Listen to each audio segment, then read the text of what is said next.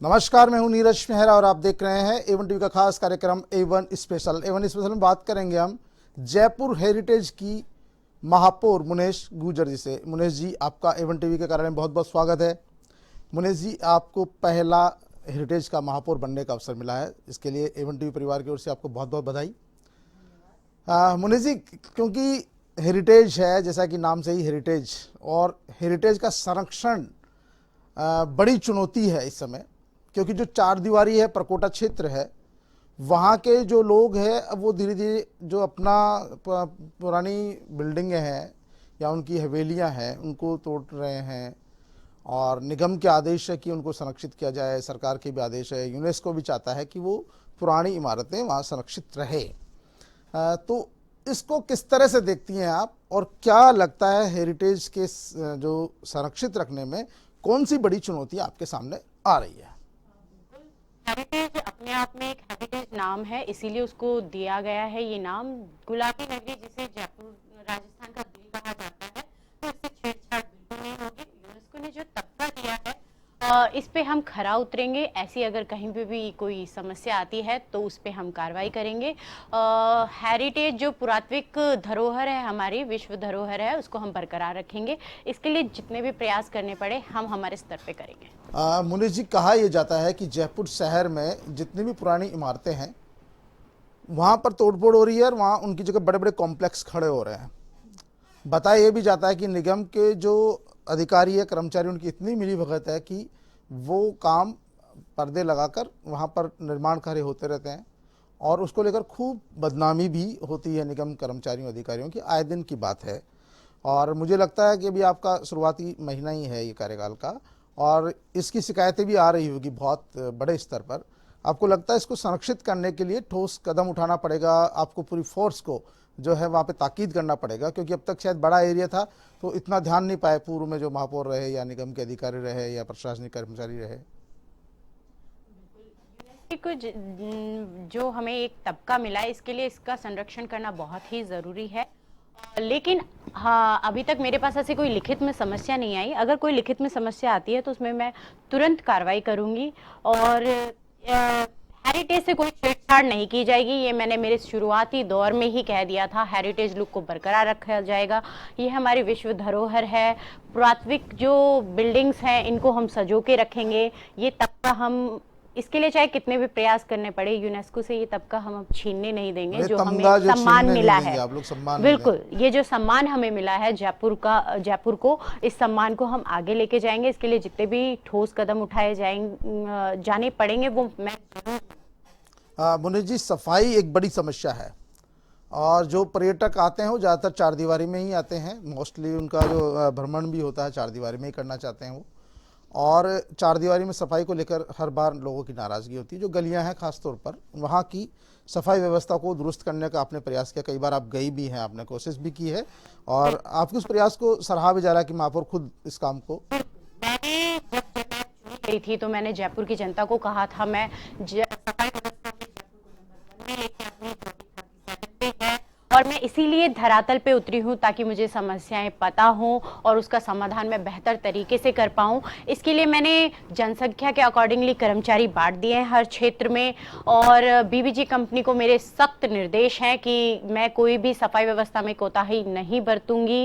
लगातार मेरी अधिकारियों पे भी खिंचाव रहता है कि मैं किसी भी चीज़ में कोई भी, हाँ, मेरे को सफाई व्यवस्था में नंबर 1 लाना है। इसके लिए मुझे खुद कितना प्रयास करना पड़े मैं करूंगी।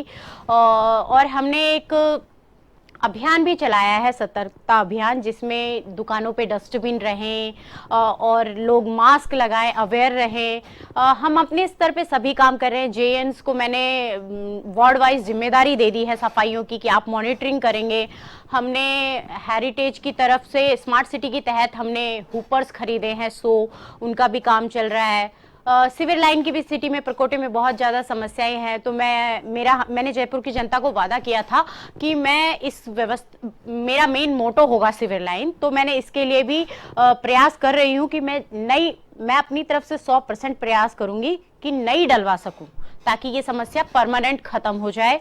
हम हमारे स्तर पे काम कर रहे हैं। जयपुर की जनता को जनवरी तक दिख जाएगा स्वच्छता सर्वेक्षण में हम इसका जवाब दे देंगे ज़्यादा बेहतर तरीके से कि हमने सफाई व्यवस्था में कितनी रैंकिंग ली है। तालकटोरा को लेकर बड़ी बातें आती है, क्योंकि तालकटोरा में हर बार करोड़ों रुपया खर्च किया जाता है।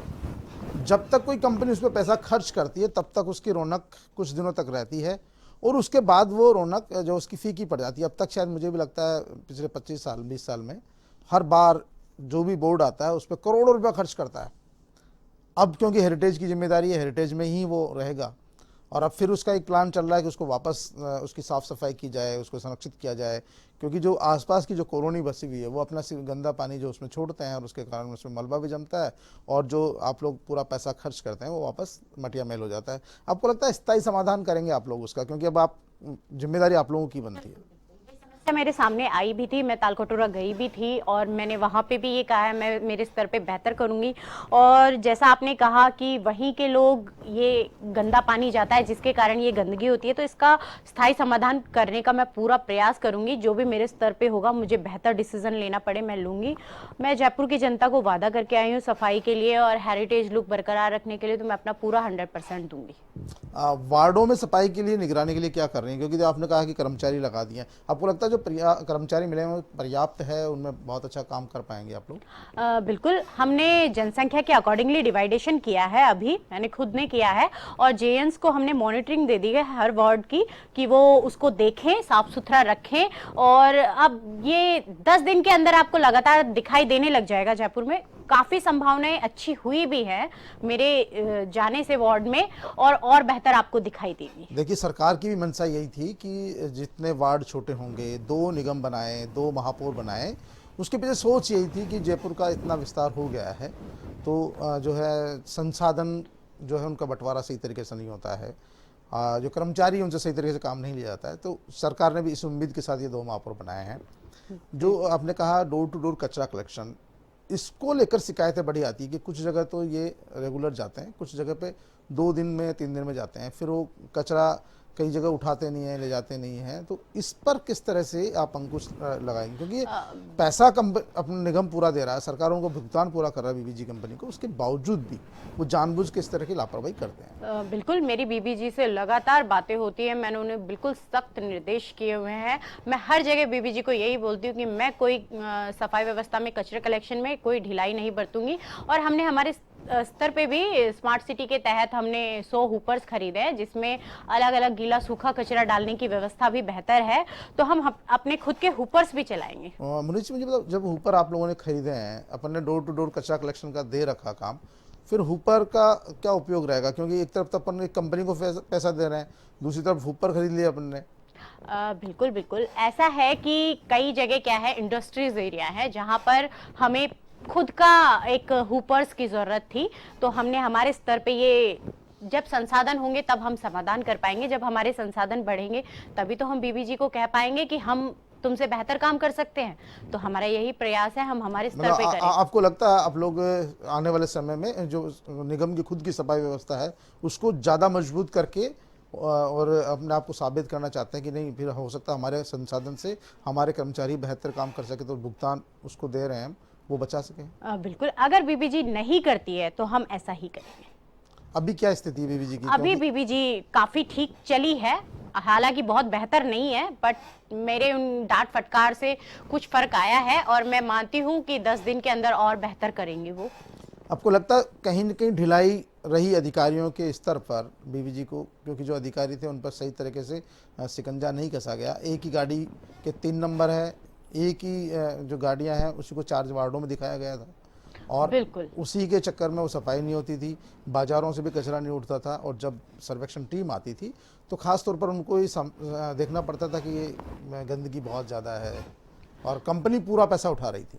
बिल्कुल बिल्कुल, एक्चुअली क्या है, 1 साल से कोई भी पार्षद निगम में मेयर नहीं था जिसका भरपूर फायदा उठाया जा रहा था।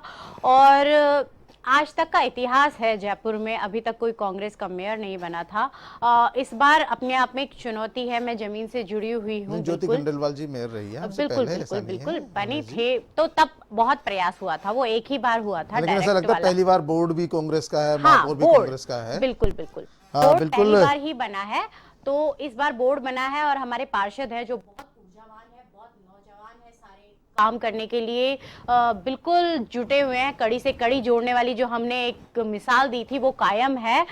तो इस बार जयपुर में आप देखेंगे बहुत अच्छा काम दिखेगा। हेरिटेज में सफाई व्यवस्था से लेके रोड लाइट्स, सिविर लाइन जो भी काम है वो सारे आपको बेहतर दिखे। मुनेश जी, राजस्थान में कांग्रेस पार्टी की सरकार है। पहली बार जयपुर में बोर्ड के साथ महापौर भी कांग्रेस पार्टी की बनी है। सरकार से किस तरह का सहयोग मिल रहा है? क्योंकि सरकार का बहुत बड़ा रोल होता है किसी भी जो है बोर्ड को चलाने में, और सरकार का जो क्योंकि अगर जयपुर नगर निगम है या कोटा है या अजमेर है तो राजधानी जयपुर से एक संदेश भी जाता है। सरकार की अगर कार्यशैली पर प्रश्न चिन्ह लगेगा तो वो जयपुर नगर निगम के कार्य से ही लगेगा, या वहाँ शाबाशी मिलेगी या कोई अवार्ड मिलता है तो राजस्थान सरकार के खाते में ही जाता है। राजस्थान सरकार की तरफ से किस तरह का सहयोग मिल रहा है? आप लोग मिली हैं मुख्यमंत्री जी से, किस तरह क्या रहा उनका? बिल्कुल 2 साल से कांग्रेस की सरकार है जयपुर में, राजस्थान में पूरे में। तो ये वैसे भी काम की जीत है। हमारा जो बोर्ड बना है उनके काम की वजह से बना है। हमारे सीएम अशोक गहलोत जी, प्रताप जी, हमारे मंत्री जी, मुख्य सचेतक महेश जोशी जी, अमीन कागजी जी, रफीक साहब जी, इन सब के काम की जीत है ये जो हमारा बोर्ड बना है। तो पूरा सहयोग रहेगा। जयपुर में विकास 2 साल से हम देख रहे हैं। आगे हमारा बोर्ड बना है तो और ज़्यादा विकास, बेहतर विकास होगा। यही मैं जयपुर की जनता को कहूँगी। सरकार हमारे साथ है, पहले भी साथ थी, आज भी साथ है।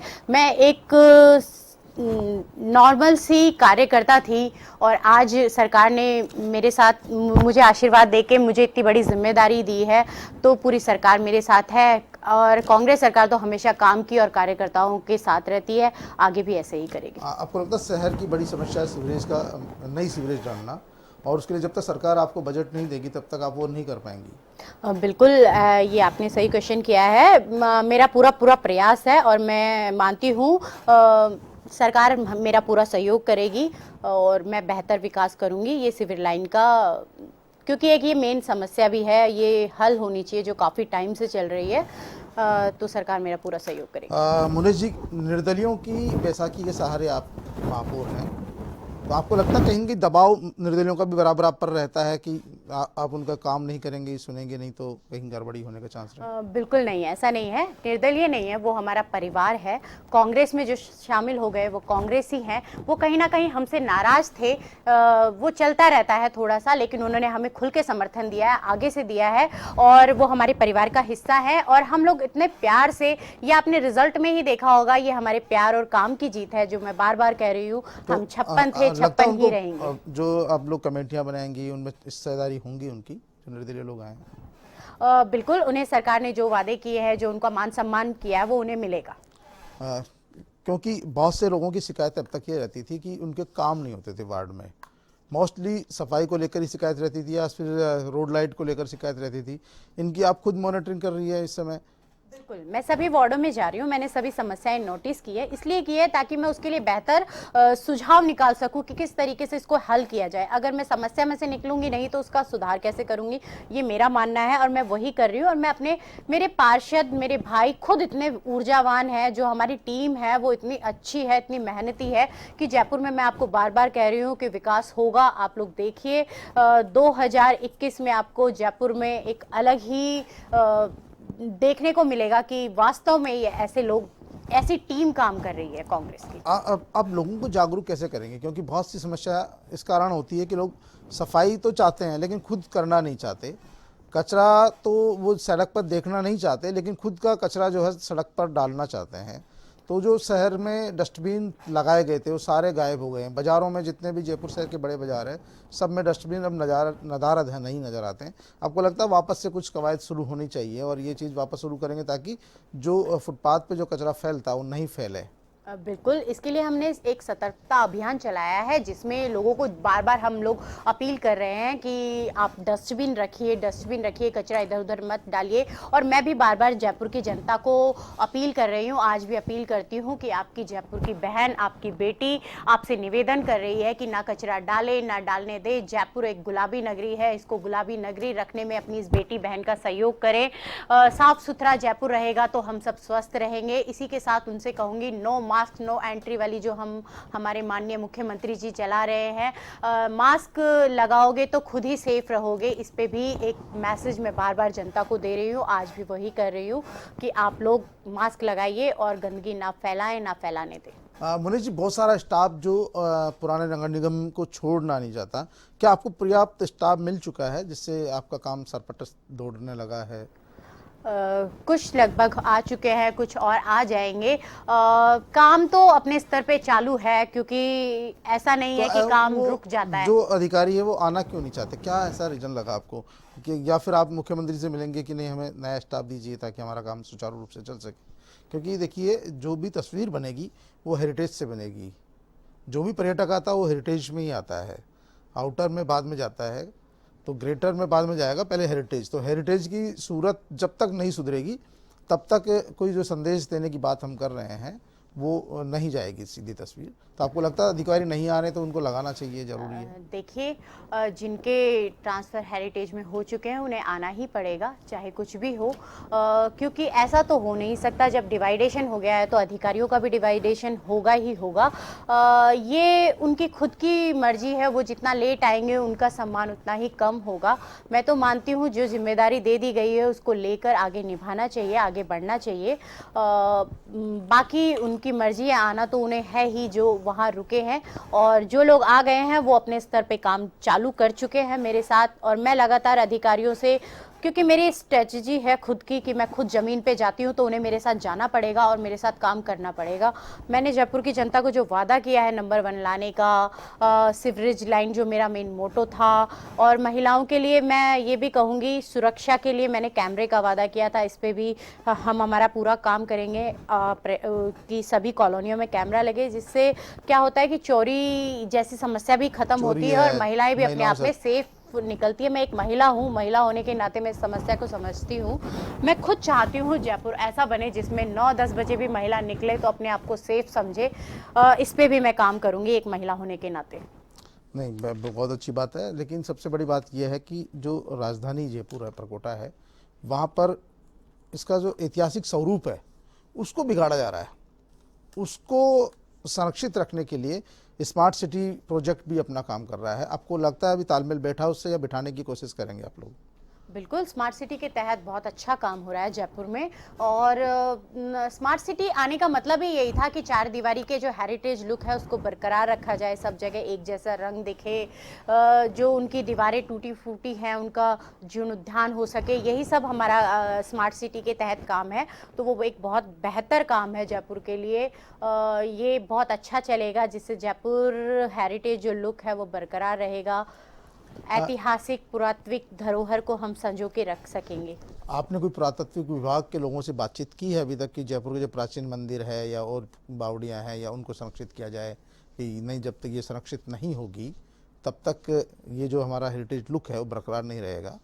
बिल्कुल, इन सब पे काम चल रहा है, और जयपुर में स्मार्ट सिटी के तहत जो काम चला है उसके लिए बहुत अच्छा काम चल रहा है, चाहे वो बावड़ी हो, चाहे हमारे मंदिर हों, चार दीवारी हो, हमारे गेट्स हो, ये सब का जीर्णोद्धार होगा, बहुत अच्छा काम दिखेगा।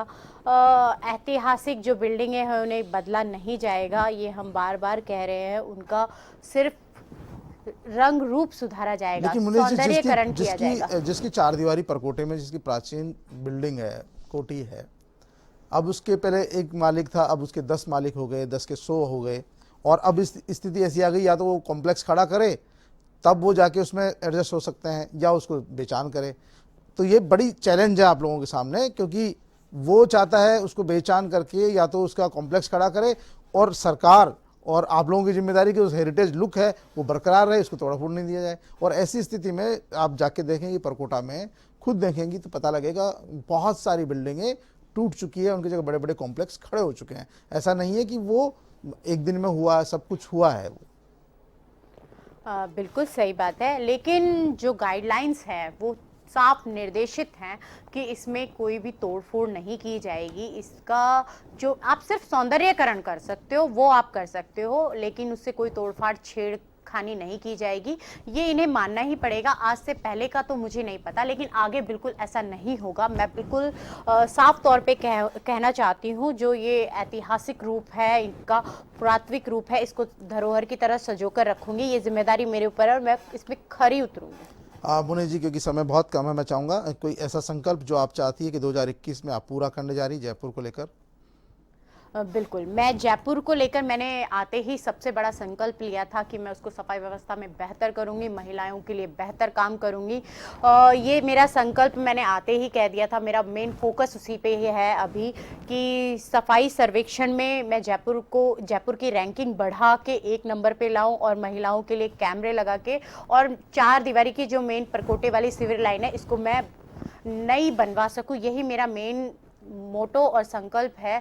मैं जो मेरे ऊपर ये जिम्मेदारी है, इसके लिए मैंने इसी रास्ते को चुना है कि जयपुर से छेड़खानी ना करके उसको साफ सुथरा सुंदर बनाऊं। चलिए, बहुत बहुत धन्यवाद मुनेश जी। तो ये थी जयपुर हेरिटेज की महापौर मुनेश गुर्जर जी, जिन्होंने अपनी बात रखी और इनका साफ कहना था कि उनका उद्देश्य है कि वो आने वाले साल में जयपुर को स्वच्छता रैंक में नंबर 1 बनाना चाहती है। जयपुर शहर की महिलाओं को किसी तरह की परेशानी नहीं हो, उनके लिए सुरक्षा व्यवस्था मुहैया हो, इनके जो वार्ड हैं उनमें CCTV कैमरे लगे, और इसके साथ ही जो जयपुर का हेरिटेज लुक है वो बरकरार रहे, उसके हेरिटेज लुक में किसी तरह की छेड़छाड़ नहीं हो। तमाम तरह की बातें इन्होंने कही है और इनको राजस्थान सरकार का भी पूरा सहयोग मिल रहा है। इन्होंने कोशिश की है कि सभी वार्डों में सफाई कर्मचारियों का समान डिस्ट्रीब्यूशन किया जाए जनसंख्या के अनुपात में, और उन्होंने करने की कोशिश की है और खुद जाकर वार्डों में ये खुद जांच कर रही है, पड़ताल कर रही है, और जहां भी कोई कमी नज़र आती है तो अधिकारियों को के पर कार्रवाई भी करती है, खींचतान भी करती है, और उनको कोशिश करती है कि भविष्य में इस गलती को सुधारा जाए। तो A1 स्पेशल में आज के लिए इतना ही। ताज़ा तरीन खबरों के लिए देखते रहिए A1 TV।